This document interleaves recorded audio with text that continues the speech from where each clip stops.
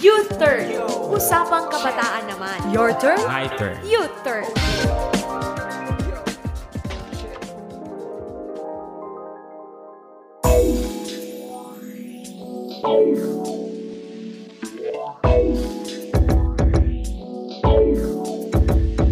Kaagapay, kumusta? Naranasan mo na bang magplano pero hindi natutupad?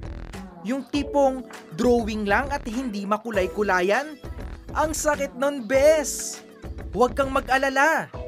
Bibigyan kita ng ilang tips mula sa www.yourcoach.b para magamit mong gabay sa tamang pagpaplano.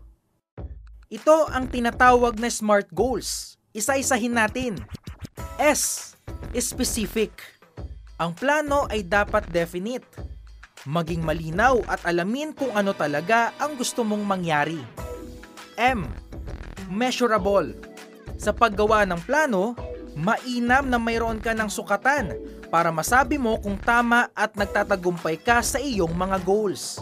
Halimbawa, kung plano mong magbasa ng 50 libro ngayong bakasyon, dapat mayroon ka ng goal na kung ilang libro ang dapat mong basahin sa loob ng isang linggo.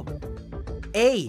Attainable. Para makaiwas sa frustration, gawing makatotohanan ang plano. Huwag mag-set ng goal kung alam mo sa iyong sarili na hindi mo kaya.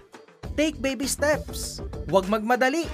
Ika nga, slowly but surely. Or, result-oriented. Ang bawat plano ay dapat nakatuon sa kung ano ang gusto mong marating. Dapat may resulta. Hindi pwede ang wala lang. Huwag titigilan ng isang bagay kung hindi mo pa nakukuha ang iyong goal.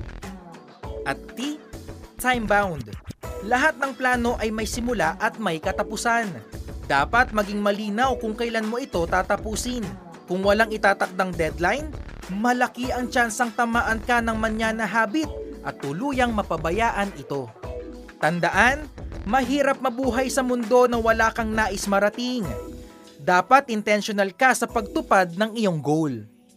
Ako si Arwel Mendoza, ang kaagapay mo sa Youth Turn. Youth Turn.